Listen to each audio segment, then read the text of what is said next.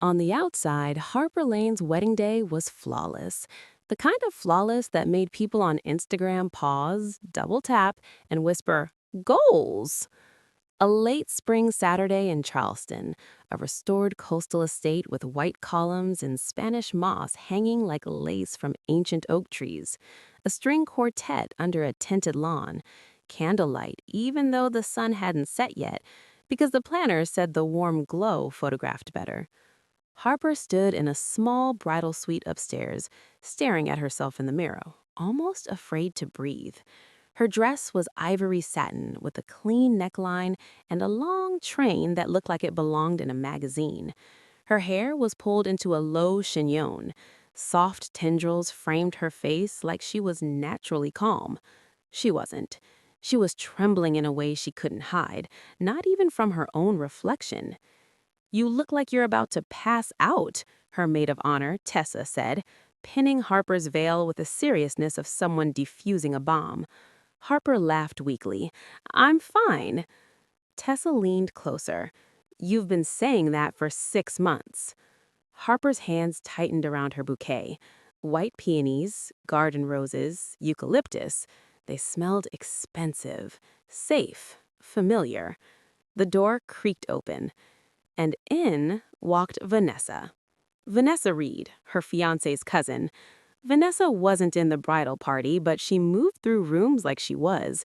Tall, glossy brunette, cheekbones sharp enough to cut glass. The kind of woman who didn't enter so much as arrive. "Oh my God," Vanessa breathes, placing a hand dramatically on her chest. "Harper, you look unreal." Harper smiled politely. "Thank you." Vanessa stepped closer, eyes lingering on the dress, the veil, the bouquet. It wasn't admiration, Harper realized. It was inspection, like Vanessa was measuring the cost of everything Harper had. Vanessa touched Harper's arm lightly. "Aiden is going to lose his mind when he sees you." Something in Harper's stomach pinched. Aiden Reed, Harper's fiancé, had always spoken carefully about Vanessa. "She's family," he'd said whenever Harper asked about her. "She's intense. Don't take it personally." But Harper had met her at holidays, at engagement parties, at family barbecues, where Vanessa watched Aiden laugh with Harper as if her teeth might crack from smiling too hard. Vanessa tilted her head. "Are you nervous?" Harper hesitated. "Just normal nervous." Vanessa's smile didn't change. "Good, because once you're married, things change." Harper swallowed. "In a good way." Vanessa's eyes flickered. "Sure, in a way." Then Vanessa stepped back and clapped her hands softly. "Okay, I'll let you breathe. See you out there." When the door closed, the room felt colder. Tessa watched Harper's face. What was that? Harper forced a laugh. "Nothing." But her palms were damp. Her heartbeat had started racing for no reason. Or maybe there was a reason. Harper didn't know it yet, but the wedding day was the last day she'd feel safe for a long time.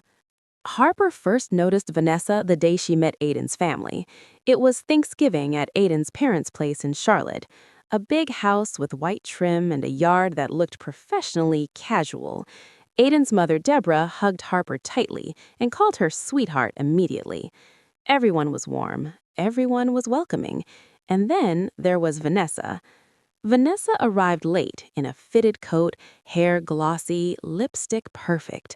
She went straight to Aiden. She hugged him longer than necessary. Then she turned to Harper with a smile that was technically friendly, but felt like a warning. "So, you're Harper," Vanessa said. "I've heard all about you." Harper extended her hand. Vanessa ignored it and kissed her cheek instead. "You're pretty," Vanessa added. "You're lucky." Harper laughed awkwardly. "Thank you." Vanessa's gaze drifted past Harper's shoulder, back to Aiden. "So lucky." Aiden squeezed Harper's hand and led her away. "Don't mind Vanessa," he whispered. "She grew up around us. She's protective." Protective was one word. Possessive was another. After dinner, Harper walked into the kitchen and found Vanessa alone, rinsing a glass like she owned the sink. Vanessa didn't look up. "Do you know how long I've known Aiden?" Harper hesitated. Since you were kids? Vanessa set the glass down slowly. He used to follow me around like a puppy. Harper smiled politely. That's sweet. Vanessa turned, then eyes steady. It wasn't sweet. It was like inevitable. Harper's mouth drew dry. I'm sorry? Vanessa's smile widened. Nothing. Just family history. That night, Harper asked Aiden, has Vanessa ever... No, Aiden said quickly, too quickly. She's my cousin. Harper studied him. Is she in love with you? Aiden's jaw tightened. Don't be ridiculous. But he didn't meet her eyes. They got engaged a year later. The proposal was simple. Aiden cooked dinner, put a ring box beside her plate, and asked her while the oven timer beeped and their dog barked at nothing. Harper cried. Aiden looked relieved, as if something heavy had finally lifted. They announced it that weekend. Aiden's family reacted with squeals and champagne. Vanessa's reaction came late. She stared at the ring like it offended her personally. Then she smiled and said, wow, fast. Harper blinked. We've been together 3 years. Vanessa's eyes stayed on Harper's face. Still, fast. Aiden laughed awkwardly. Vanessa, come on. Vanessa lifted her hands. Hey, I'm happy. I'm just surprised. She leaned closer to Harper. Make sure you're ready for what comes with being a Reed. Harper tried to laugh. What does that mean? Vanessa's voice softened. Pressure, expectations, a lot of eyes. Then she kissed Harper's cheek again. That night, Harper went home and couldn't shake the feeling that she'd stepped onto someone else's territory. Back to the wedding day. The ceremony was perfect. Harper walked down the aisle, Aiden's eyes filled with tears. Everyone cried. Even Vanessa dabbed at her eye dramatically, as if she was the one being given away. They kissed. Applause, photos, toasts, dancing. When Vanessa hugged Harper at the reception, she held on and whispered in her ear, now you're locked in. Harper laughed nervously. It's marriage, that's kind of the point. Vanessa pulled back, smile bright. Exactly.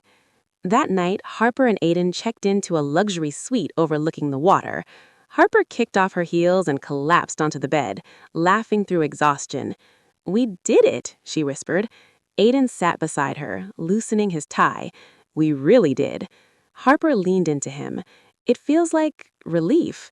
Aiden kissed her forehead. It's a fresh start. Harper closed her eyes. Then, without warning, she felt a rush of nausea. She sat up quickly. Whoa! Aiden frowned. Are you okay? Harper pressed her hand to her stomach. Just too much champagne. Aiden stood. I'll get you water. Harper nodded, breathing through it. But as Aiden walked toward the kitchenette, a sudden cold traveled up Harper's spine. She turned her head. The closet door was slightly open. She was sure it had been closed. Inside, the darkness looked thick, like it had weight. Harper forced herself to laugh. Stop, you're tired, you're imagining it. Still, she watched the closet door until Aiden came back with water. The first week of marriage was supposed to be easy. Harper took a few days off work. Aiden did too. They slept late, ordered takeout, made plans for a delayed honeymoon because work schedules were messy. But strange things kept happening. Harper's wedding ring felt tight some mornings, as if her fingers had swollen overnight. Other days it felt loose, sliding too easily. Aiden began waking at 3 a.m. every night, sitting upright, breathing hard like he'd been running. What are you dreaming about? Harper asked. Aiden rubbed his face. Nothing. But he looked shaken. At first, Harper told herself this was normal newlywed stress. Then the calls started. Unknown numbers, silent voicemails. Once, Harper answered and heard breathing, slow, patient. Hello? The line clicked. Harper stared at her phone, heart pounding. She told Aiden. He shrugged it off. Spam. But the next day, Harper got an email from HR at her job. We need to meet regarding a concern that's been raised. Harper's stomach dropped. At the meeting, her manager looked uncomfortable. There's been an anonymous complaint, allegations of inappropriate conduct with a client. Harper blinked. What? That's insane. Her manager slid a printed email across the desk. It was a detailed accusation, specific, damaging. It painted Harper as reckless, dishonest, unprofessional. Harper's hands shook. This is a lie. I believe you, her manager said carefully, but we have to investigate.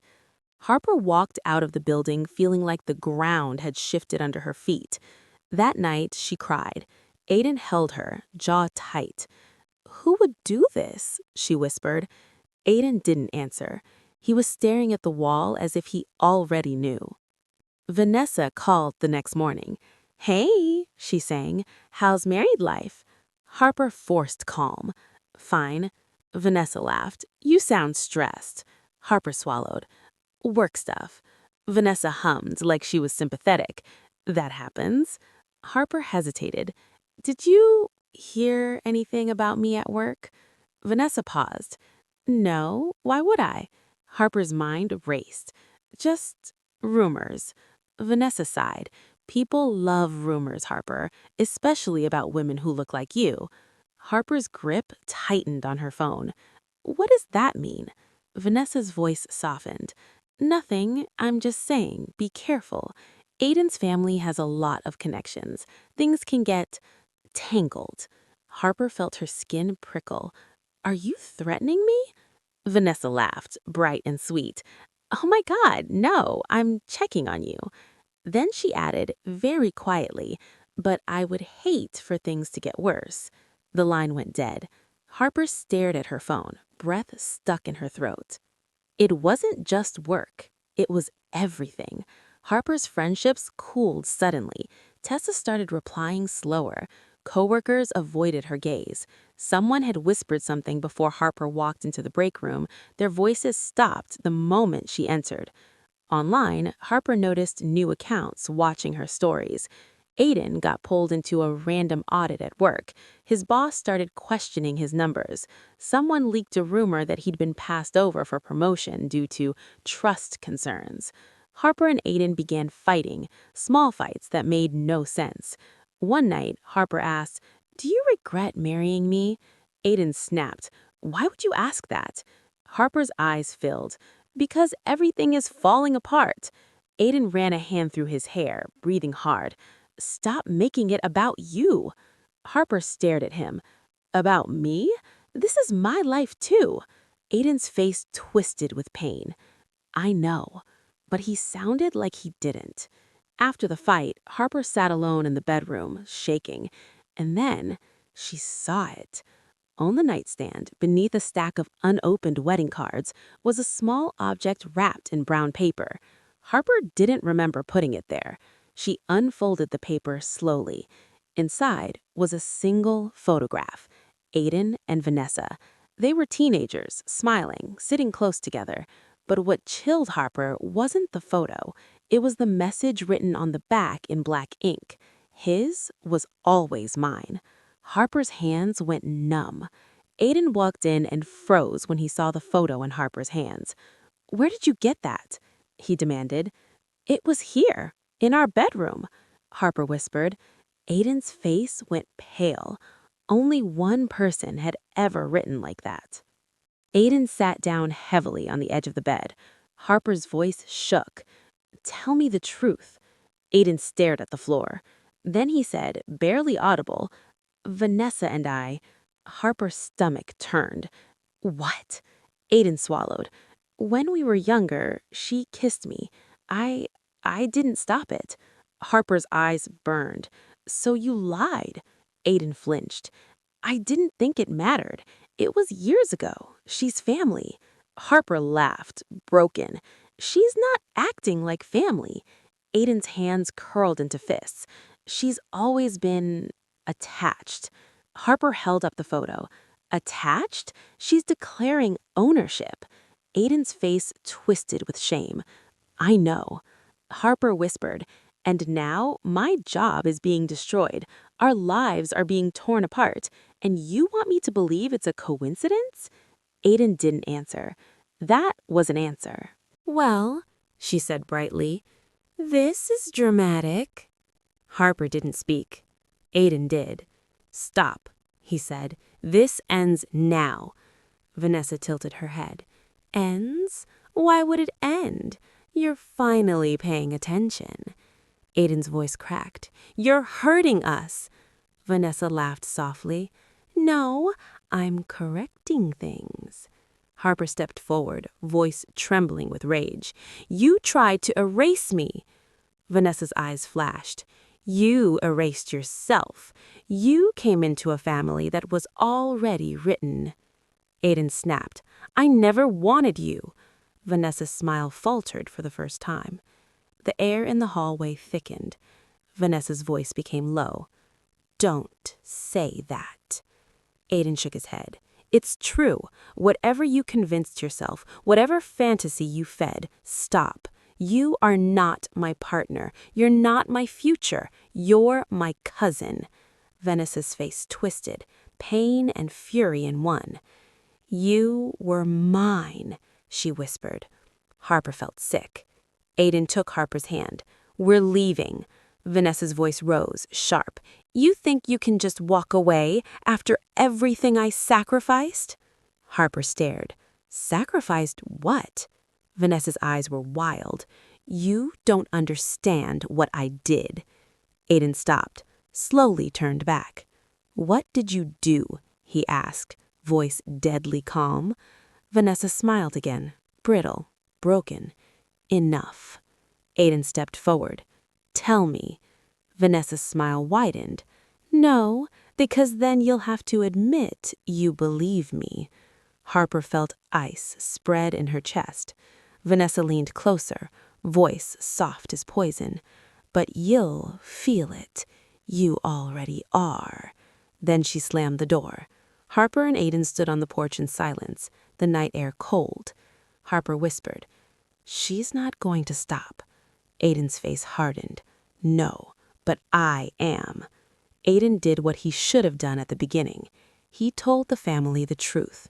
Every threat, every message, every package, every incident. Deborah cried. Relatives argued. Some refused to believe it. But Margaret Reed, Aiden's grandmother, stood firm. This is what happens when you excuse obsession because it's wearing the mask of family. Vanessa arrived late. She walked into the room like she still belonged at the center. You're all talking about me, she said, smiling. Aiden stood. You're not welcome here. Vanessa's laughed. You don't decide that. Aiden's voice shook, but not with fear, with anger. I do now. Vanessa's eyes narrowed. You're choosing her over blood? Harper spoke for the first time, voice quiet but lethal. You were never protecting blood. You were protecting your ego. Vanessa's smile slipped. You think you're special. Harper nodded once. No, I think you're dangerous. The room fell silent. Vanessa's gaze moved from face to face. She realized in that moment that the performance wasn't working. Her voice dropped. Fine. Keep him. Then she looked directly at Harper. But don't blame me when your life falls apart anyway. And with that, she left. 2 days later, Vanessa was served with a restraining order. The family split down the middle, but Harper didn't care, because for the first time since the wedding, she could breathe. Vanessa didn't disappear quietly, but something changed. Within weeks, cracks formed in Vanessa's own life. Her new boyfriend left suddenly, no explanation, just a text. I can't do this. I feel like something's wrong. Her job, where she'd always been praised for charisma and leadership, started questioning her behavior. Complaints surfaced, HR meetings, uncomfortable scrutiny. Vanessa called Deborah screaming that Harper had cursed her. Deborah, still clinging to denial, whispered, Maybe you should take a break. Vanessa snapped, You're on her side too? Margaret Reed watched it all with quiet sadness. One afternoon, she visited Harper alone. Harper opened the door cautiously. Margaret smiled. You look tired. Harper laughed weakly. I'm alive. Margaret nodded. That's not nothing. Harper hesitated. Why did it start right after the wedding? Margaret's eyes were tired. Because weddings trigger what people can't ignore. They are endings and beginnings at once. Harper whispered, "Do you think she did something?" Margaret looked at Harper for a long moment. Then she said carefully, "I think some people pour their hatred into objects, into words, into intentions. Call it superstition, call it psychology. It doesn't matter. The result is the same." Harper's throat tightened. And the result was fear, confusion, distance. That's what she wanted. Not just to hurt you, to separate you. Harper exhaled, shaking. Margaret reached out and touched Harper's hand. "She didn't win," Margaret said. "You stayed." Harper nodded, tears in her eyes. "Barely." Margaret smiled faintly. "Barely is enough." Harper and Aiden moved. New address, new routines, new locks. They stopped sharing their lives online. They rebuilt trust the hard way, through therapy, honesty, and the kind of conversations that strip you down to your worst fears. One night, months later, Harper sat beside Aiden on the couch and said, "Do you ever think about her?" Aiden nodded slowly. "Every day." Harper's heart sank. Aiden turned to her. "Not because I miss her, because I regret not stopping her sooner." Harper swallowed. "She wanted to be you." Aiden shook his head. "No, she wanted to be chosen." Harper looked down at her wedding ring, still on her finger, still real. "You know what's scary?" she whispered. "If she had just been honest about being lonely, this could have been different." Aiden's voice was quiet. "Jealousy doesn't want comfort. It wants control." Harper leaned into him. Outside, the night was calm, and for the first time since the wedding, Harper felt like the darkness was finally behind her. Not gone, but behind. Epilogue, the invitation that never came. A year later, Harper received an invitation in the mail. No return address. Inside was a single card. "You're invited." No date, no location, just 2 words. Harper stared at it, pulse racing. Aiden walked in and saw her face. "What is it?" Harper handed him the card.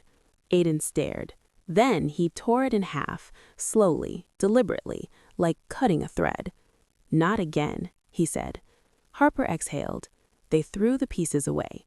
They locked the door, they turned on the lights, and they chose, every day after that, not to let jealousy into their home. Because some people don't need to win. They need you to lose. And Harper had finally learned the difference.